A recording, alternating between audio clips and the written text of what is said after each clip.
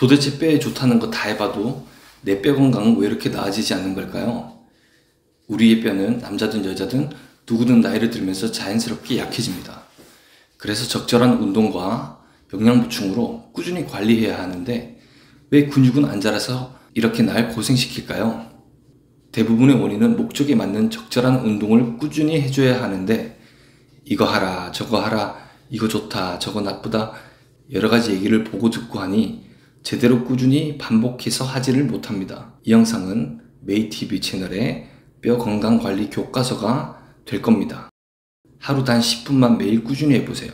그리고 3개월, 6개월, 1년 동안 도전해서 달라진 뼈 건강으로 밖에 나가 편하게 걷고 활동하며 활력 있게 사시는 거죠. 오늘은 잘 모르고 지나치면 작은 충격에도 쉽게 골절되고 결국 요양이나 간병이 필요한 상황까지 이어질 수 있는 골다공증에 대해 이야기해 보겠습니다.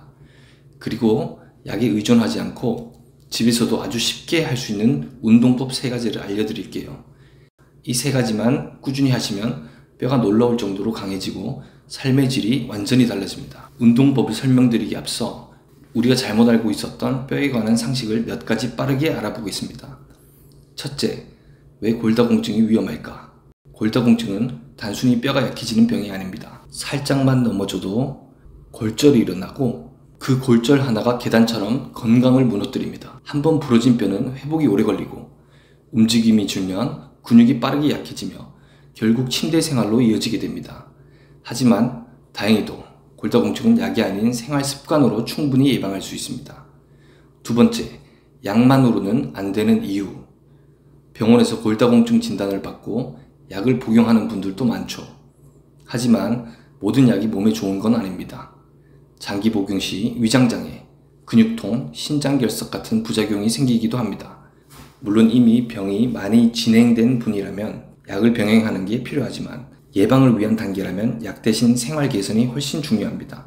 지금부터 말씀드릴 3가지 원칙만 지켜도 뼈 건강은 충분히 회복할 수 있습니다. 셋째, 영양의 균형이 왜 필수적인가?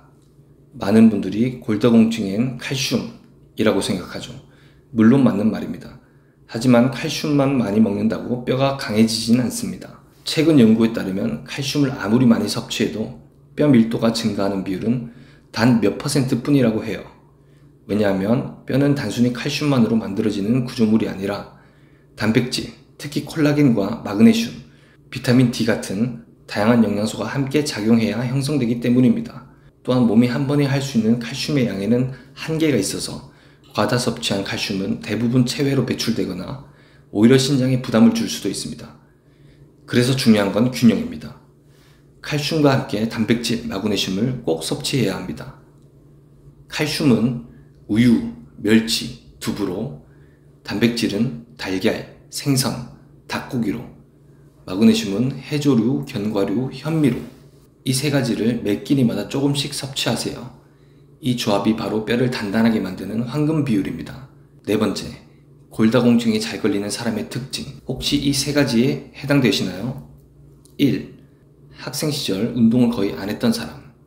성장기 때 운동이 부족하면 뼈의 기본 밀도가 낮아집니다. 나이 들수록 그 차이가 점점 커져 골다공증 위험이 급격히 높아집니다. 2. 폐경 이후의 여성.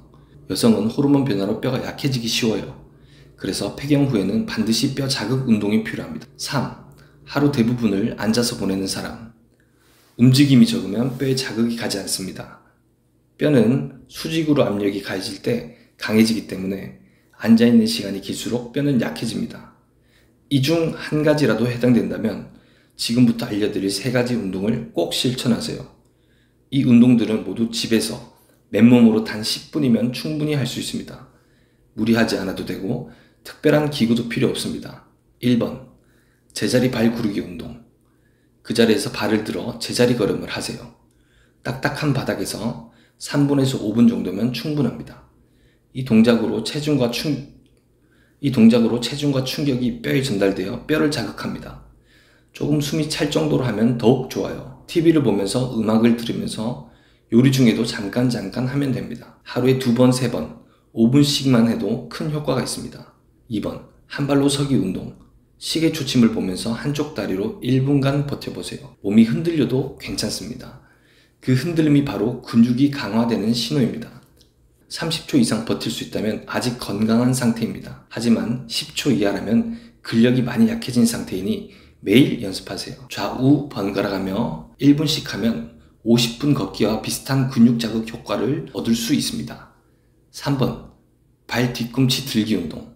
두 발로 서서 발 뒤꿈치를 천천히 들어올리고 1에서 2초 버틴 뒤 톡 떨어뜨리세요. 이때의 충격이 뼈의 수직으로 전해져 뼈 밀도를 높이고 근육을 강화합니다. 하루에 20회씩 아침 저녁으로 2세트만 해도 충분합니다. 특히 하루 종일 앉아 있었던 날이라면 저녁에 꼭 해보세요. 마무리로 습관은 약보다 강합니다. 오늘 알려드린 3가지 원칙을 기억하세요.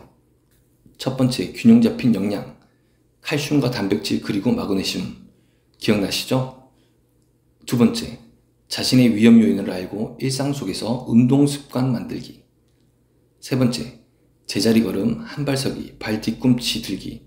이 3가지 동작을 매일 10분 실천하기. 이 3가지만 꾸준히 하면 약에 의존하지 않고도 뼈는 스스로 단단해집니다. 작은 습관 하나가 여러분의 10년 후 인생을 완전히 바꿀 수 있습니다. 오늘 내용이 도움되셨다면 좋아요와 구독으로 건강한 정보 계속 받아보세요. 지금 이 순간부터 당신의 뼈는 다시 강해질 수 있습니다. 감사합니다.